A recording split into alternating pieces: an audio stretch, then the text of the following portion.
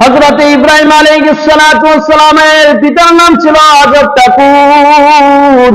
উনি যখন বাজারে মূর্তি বিক্রয় করার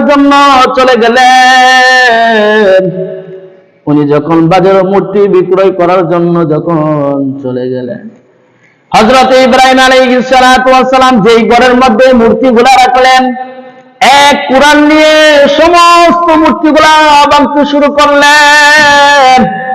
এক পর্যায়ে ভাঙতে সব থেকে বড় মূর্তির কাছে যখন গেলেন, ইব্রাহিম আলাইহিস সালাতু ওয়াস সালাম চিন্তা করলেন, এখন আর বড় মূর্তিটা ভেঙা যাবে না।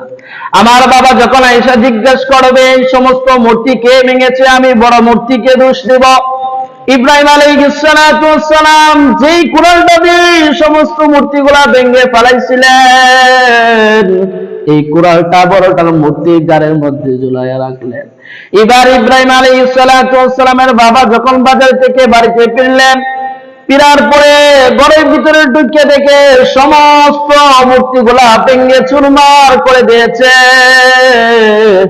এবার ইব্রাহিমকে ডাক দিয়ে বললে, ও গো ইব্রাহিম, মূর্তিগুলা কে ভেঙেছে?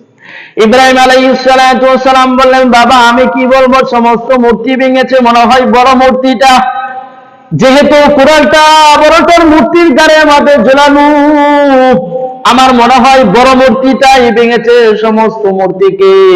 আজব ঠাকুর ডাক দিয়ে বলে, ওগো ইব্রাহিম, তুমি জানো না আমাদের দেবতাগুলো কোনো কথা বলতে পারে না, আমাদের দেবতাগুলো কোনো হাঁটতে পারে না, আমাদের দেবতাগুলো চলতে পারে না, কথা বলতে পারে না, কোনো কিছু করতে পারে না, সুতরাং আমার মনে হয় তুমি ইব্রাহিমই ভেঙেছ।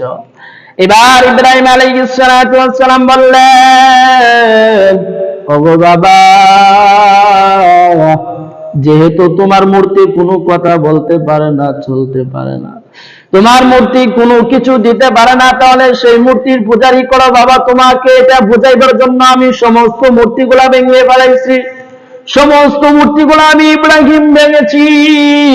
আজব ঠাকুর চিন্তা করলো, আমাদের খোদার উপরে আক্রমণ করেছে ইব্রাহিম। এবার জালেম শাসন ছিল নমরুদ, ওই নমরুদের কানের মধ্যে যখন খবরটা পৌঁছে গেল, এবার বাদশা নমরুদ চিন্তা করলো, আমাদের খোদার উপরে ইব্রাহিম আক্রমণ করেছে, ইব্রাহিমকে ছাড়া যাবে না।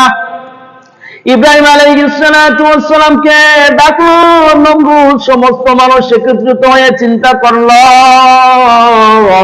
আমাদের দেবতার গুলার উপরে, খোদার উপরে যেহেতু আক্রমণ করেছে, ইব্রাহিমকে কি শাস্তি দেওয়া যায়। সমস্ত বিধর্মী চিন্তা করিল, ইব্রাহিমকে এমন শাস্তি দেওয়া হোক, সব থেকে কঠিন মৃত্যু যেটা হবে সেই মৃত্যুটা দেওয়া হোক। এবং চিন্তা করে দেখলো, আগুনের মধ্যে ইব্রাহিমকে নিক্ষেপ করা হবে, আগুনের মধ্যে এমন অবস্থা নিক্ষেপ করা হবে ইব্রাহিম আলাইহিস সালাতু ওয়াস সালামকে। মুসলমান ভাইরা আমার, যখন ইব্রাহিম আলাইহিস সালাতু ওয়াস সালামকে আগুনের মধ্যে ফেলানো হবে, উলঙ্গ অবস্থায় আগুনের মধ্যে ফেলানো হবে, এই উলঙ্গ অবস্থায়, উলঙ্গ কেউ করতে চাই না, সাহস পাই না। নিজের পিতা আজব ঠাকুর বলে, আমি নিজেই উলঙ্গ করব, আমি নিজে আমার সন্তানকে উলঙ্গ করে আগুনের মধ্যে ফেলব। সাথে সাথে জিবরাইল চলে আসলো, আল্লাহর বন্ধু ইব্রাহিম, আজকে তোমাকে আগুনের মধ্যে ফেলানো হবে, তুমি যদি বলো সাহায্য চাও, আমি জিবরাইল তোমাকে আগুন থেকে বাঁচাইব। তুমি যদি চাও আগুন থেকে রক্ষা করিবার জন্য, আমি জিবরাইল তোমাকে রক্ষা করব। ইব্রাহিম আলাইহিস সালাতু ওয়াস সালাম বললেন, জিবরাইল, আজকে আমি যে আল্লাহর জন্য আগুনের মধ্যে যাইব, যে আল্লাহর জন্য আজকে আমি আগুনের মধ্যে নিক্ষেপ হব, সেই আল্লাহ কি আমাকে দেখতেছে কিনা? জিবরাইল বলে, অবশ্যই আল্লাহ রাব্বুল আলামিন আপনাকে দেখতেছে। এবার ইব্রাহিম আলাইহিস সালাতু ওয়াস সালাম বললেন, ও জিবরাইল, তুমি চলে যাও, তোমার কোনো সাহায্যের প্রয়োজন হবে না। যে আল্লাহর জন্য আমি আজকে আগুনে চলে যাব, যে আল্লাহর জন্য আজকে আমি আগুনের মধ্যে নিক্ষেপ করা হবে আমাকে, সেই আল্লাহ যদি আমাকে রক্ষা করতে চায়, তাহলে আল্লাহ রাব্বুল আলামিনই আমাকে রক্ষা করবে।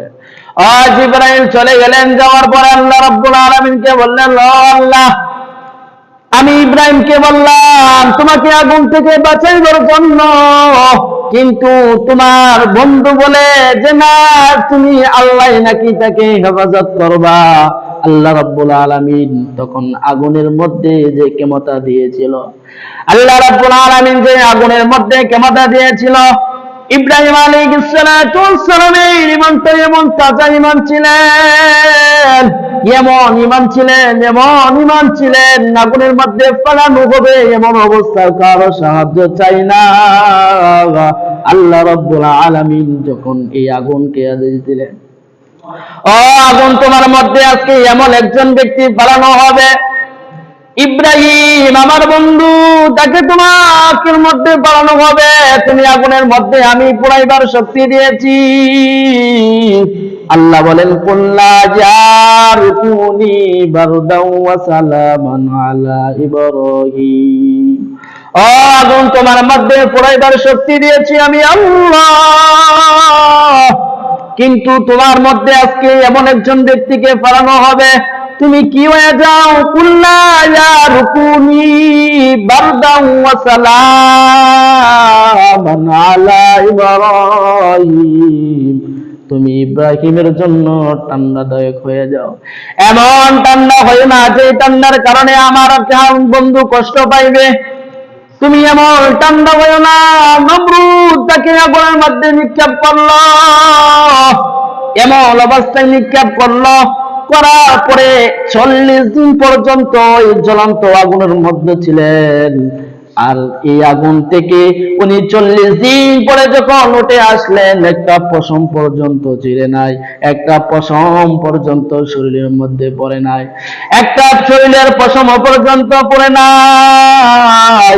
এবার নমরুদ চিন্তা করলো এত আগুনের মধ্যে ফেললাম তারপরে ইব্রাহিম কিন্তু পড়ে নাই।